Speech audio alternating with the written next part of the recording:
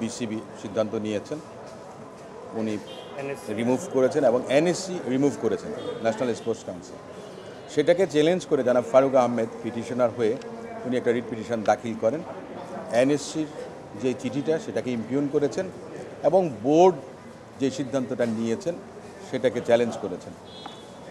Supreme কোর্টের high court বিভাগে মাননীয় বিচারপতি কাজী জেনাত খান এবং মাননীয় বিচারপতি নাসরিন আক্তার সমন্বয়ে গঠিত দ্বৈত বেঞ্চ উভয় পক্ষের শুনানি শেষে এনএসসির পক্ষ থেকে অ্যাটর্নি জেনারেল জনাব আসাদুজ্জামান, বিসিবির পক্ষ থেকে আমি নিজে, মাহিন এম রহমান এবং পিটিশনারের পক্ষে ব্যারিস্টার রুহুল কুদ্দুস কাজল, ব্যারিস্টার কায়সার কামাল প্রমুখ শুনানিতে অংশগ্রহণ করেন।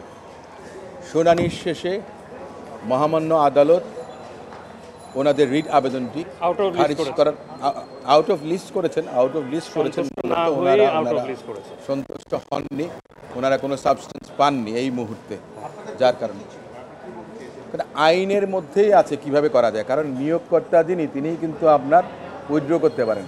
পিটিশনার কিভাবে নিয়োগ পেয়েছিলেন, পিটিশনার নিজে কিন্তু ইলেক্টেড ছিলেন না, পিটিশনার ও কাউন্সিলর হিসেবে প্রথমে অ্যাপয়েন্টমেন্ট পেয়েছেন এবং ক্রীড়া উপদেষ্টা ওনাকে, উনি নিজেই স্বীকার করেছেন যে ক্রীড়া উপদেষ্টা এবং এনএসসি থেকে ওনাকে অনুরোধ করা হয়েছিল বিসিবির সভাপতির দায়িত্ব গ্রহণের জন্য।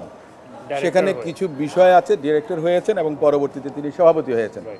এখানে কিছু বিষয় আছে যে বক্তব্যগুলো না দেওয়াই ভালো, যে ওনার বিরুদ্ধে কী ধরনের অভিযোগ বা কোন প্রেক্ষাপটে কোন প্রেক্ষিতে বোর্ড সিদ্ধান্ত নিয়েছেন এবং সেই সিদ্ধান্তের পরিপ্রেক্ষিতে এনএসসি ওনাকে রিমুভ করেছেন এবং নতুন সভাপতি নিয়োগ করেছেন। এবং সভাপতি, আমরা যেটা বলেছি আমাদের পক্ষ থেকে, যে নতুন সভাপতি কার্যভার গ্রহণ করেছেন, বোর্ডের দুটো মিটিং ইতোমধ্যে ওনারা সম্পন্ন করেছেন। এতদ্ভিন্ন আইসিসিকে, যে আন্তর্জাতিক ক্রিকেটের যে সর্বোচ্চ সংস্থা, যেটা তাদেরকে অবহিত করা হয়েছে এই অগ্রগতিটাকে ইন রাইটিং। ওনাদের হ্যাঁ, এটা বলুক, ও একটু বলুক। বিসিবির স্ট্যান্ড এখানে আসলে আমাদের খুবই সিম্পল।